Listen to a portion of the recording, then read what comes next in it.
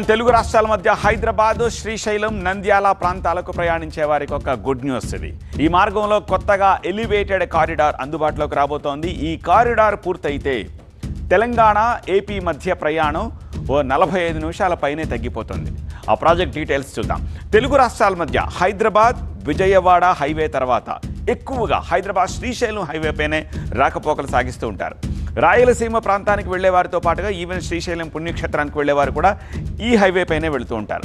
ఈ రహదారిపై పెరుగుతోన్న వాహనాల రద్దీని దృష్టిలో పెట్టుకుని ఈ మార్గాన్ని విస్తరించేందుకు డిసైడ్ అయ్యారు. 125 కిలోమీటర్ల పొడవుతో ఉన్న ఈ జాతీయ రహదారి నల్లమల అటవీ ప్రాంతంలో అమరాబాద్ పులుల అభయారణ్యం మీదుగా వెళుతూ ఉంటుంది. ఇందులో ఒక 62 కిలోమీటర్ల దూరం 2 లేన్ల ఘాట్లతోటి చాలా ఇరుగ్గా ఉంది, కంజెస్టెడ్గా ఉంది. దీంతో ప్రస్తుతం వాహనాల రాకపోకలకు అక్కడ తీవ్ర ఆటంకాలు ఎదురవుతున్నాయి.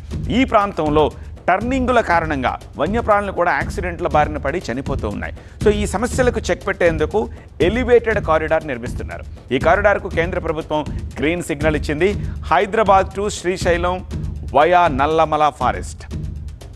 మొత్తం 62 కిలోమీటర్ల మేర అభయారణ్యంలో 30 అడుగుల ఎత్తుతోటి ఈ కారిడార్ని నిర్మించబోతున్నారు. ఈ రహదారి నిర్మాణానికి 7,700 కోట్ల ఖర్చు అవుతుందని చెప్పేసి అంచనా వేస్తున్నారు. నాగర్ కర్నూలు జిల్లా అచ్చంపేట మండలంలోని బ్రాహ్మణపల్లి నుంచి శ్రీశైలం వరకు కూడా ఈ కారిడార్ వెళ్తోంది.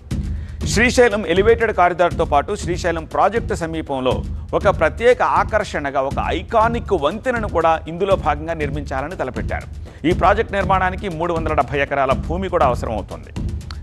సో వన్యప్రాణులకు ఇబ్బంది లేకుండా, వృక్ష సంపద నష్టపోకుండా భూసేకరణకు అధికారులు ప్రణాళికలను సిద్ధం చేస్తున్నారు. ఈ ఎలివేటెడ్ కారిడార్ పనులు పూర్తయ్యి అందుబాటులోకి వస్తే ప్రయాణ ఇబ్బందులు దూరమైపోతాయి. ప్రస్తుతం చాలామందికి తెలుసు, రాత్రి వేళల్లో అభయారణ్యంలో వాహనాలపై నిషేధం ఉంటుంది. సో 30 అడుగుల ఎత్తులో ఉండే కారిడార్ వల్ల ఆ నిషేధాన్ని కూడా ఎత్తేయచ్చు. అప్పుడు 24/7 వీ కెన్ ట్రావెల్. 30 అడుగుల ఎత్తులో ఈ కారిడార్ ఉండడం వల్ల వన్యప్రాణులకు రోడ్డు ప్రమాదాల నుంచి భద్రత కలుగుతుంది. ఈ ప్రాజెక్టు పూర్తయిన తర్వాత శ్రీశైలం ప్రాంతం రవాణా, పర్యాటక పరంగా కూడా మరింత అభివృద్ధి చెందే అవకాశం ఉంటుంది. రోడ్డును విస్తరించాక ఎలివేటెడ్ కారిడార్ మీదుగా వాహనాలు 24 గంటలు రాకపోకలు సాగించవచ్చు అని చెప్పి అధికారులు అంటున్నారు. అయితే ఫ్లైఓవర్ మధ్యలో వాహనాలు ఎక్కి దిగేలా ర్యాంపులు నిర్మించొద్దని మాత్రం అటవీ శాఖ రిక్వెస్ట్ చేసింది.